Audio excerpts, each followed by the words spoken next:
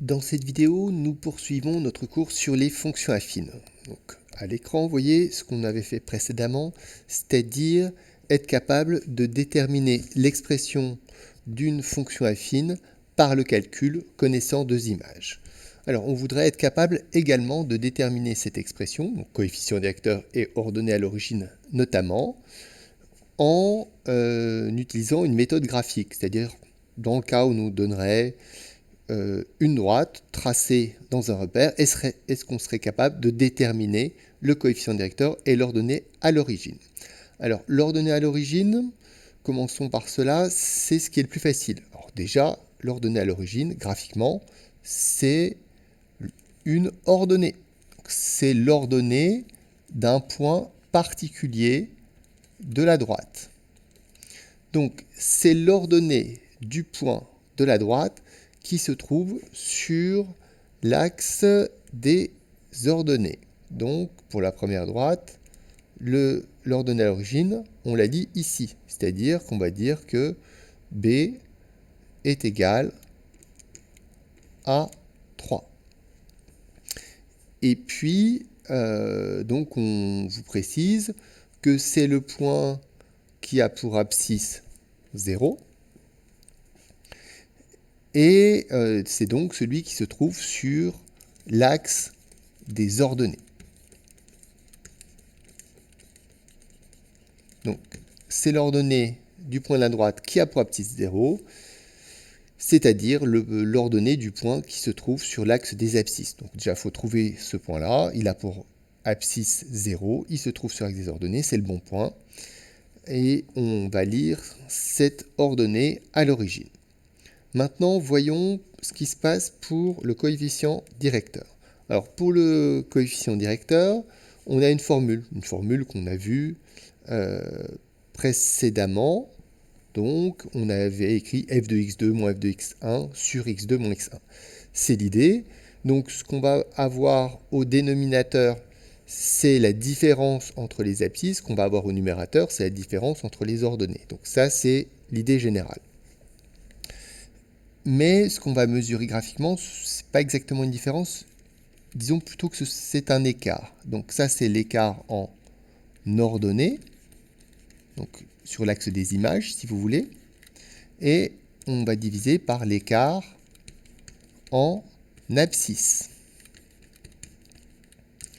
Si vous voulez, l'écart en ordonnée, c'est l'écart vertical. Et l'écart en abscisse, c'est l'écart horizontal. Un écart, par contre, ça pose un petit problème, c'est qu'un écart, c'est forcément un nombre positif, alors que le coefficient directeur, lui, peut être positif ou négatif. Ça veut dire que avant la fraction, vous devez préciser quel est le signe du coefficient directeur, soit plus, soit moins. Et c'est vraiment par ça qu'on va commencer. Alors, pour la droite D, le coefficient directeur,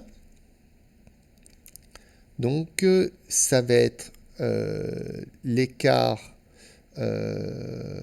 en ordonnée divisé par l'écart en abscisse, mais on a dit qu'on commençait par donner le signe. Alors cette droite, elle descend, ça veut dire que le coefficient directeur est négatif. Et puis, ce qu'on va faire pour mesurer le coefficient directeur, c'est qu'on va prendre 2 points sur cette droite, a priori 2 points où on veut. Alors, je vois ici un point qui est sur la droite et qui a bien des coordonnées entières, et j'en vois un deuxième ici. Alors, on vous conseille de prendre des points aussi proches que possible. Mais on est limité par le quadrillage, c'est-à-dire que je pourrais prendre, ne le faites pas, je pourrais prendre ce point-là, il est encore plus proche du premier point que j'ai pris, mais il n'est pas très intéressant parce qu'il n'a pas des coordonnées entières. Donc, pour compter les carreaux, ça ne va pas être très pratique. Donc, on prend des points aussi proches que possible, mais quand même ayant des coordonnées entières. Entre ces deux points, nous allons mesurer l'écart en ordonnée et l'écart en abscisse. Pour cela, je vais dessiner un triangle entre les deux points que j'ai choisis.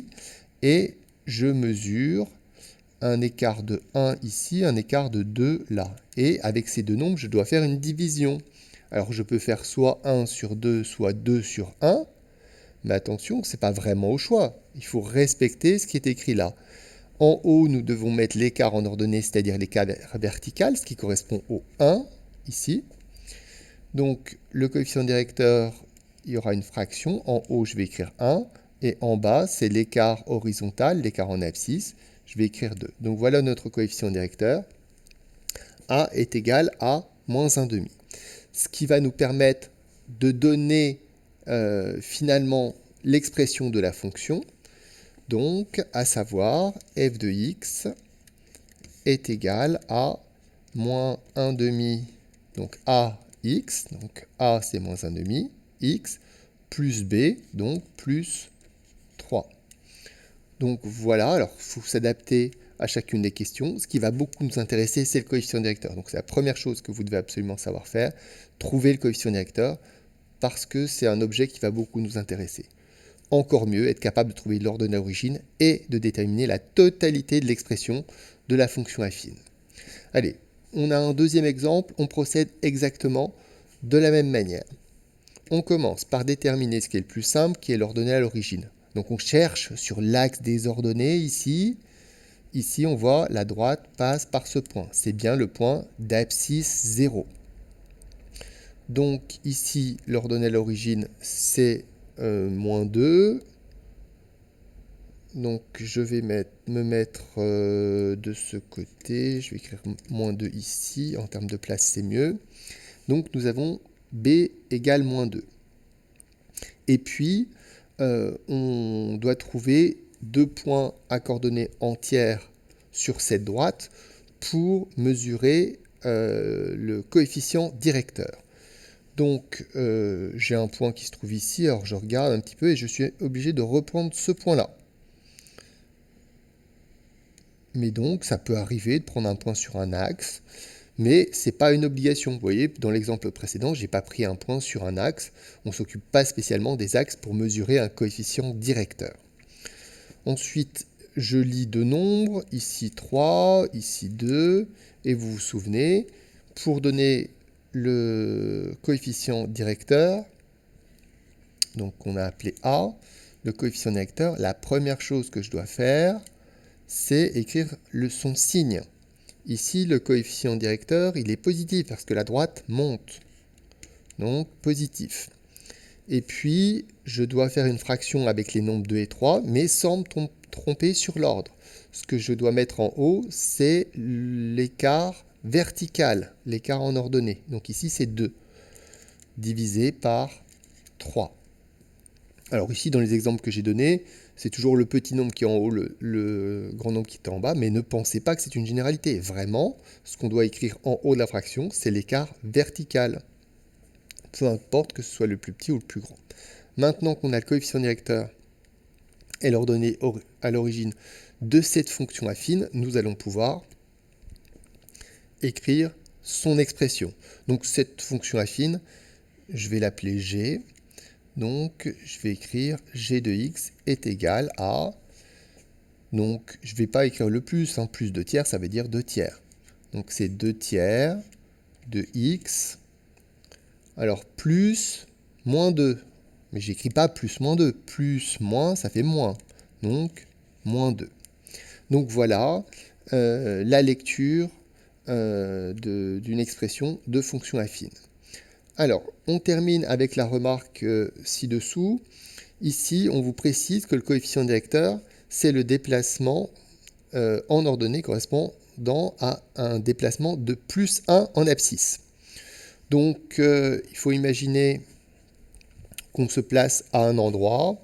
Alors, je vais partir de ce point-là, d'accord, et je vais me déplacer de 1 en abscisse. Et vous voyez que quand je me décale de 1 en abscisse, je dois descendre d'une moitié de carreau en ordonnée. Le coefficient directeur, vous voyez, ça correspond bien à ça. C'est bien moins 1,5, moins la moitié d'un carreau. Et puis, même chose ici. Alors, je vais partir de ce point-là qu'on voit assez bien. Donc, le point de coordonnée 0,3. Si on part de ce point-là, on se décale d'une unité et on monte d'un peu plus de la moitié d'un carreau. Pas tout à fait un carreau, mais un peu plus de la moitié. Et donc, ça correspond à ce plus 2 tiers. Donc voilà pour cette remarque, mais l'essentiel c'est de bien savoir appliquer la méthode qui permet de trouver le coefficient directeur. Voilà, on s'arrête là pour cette partie de cours.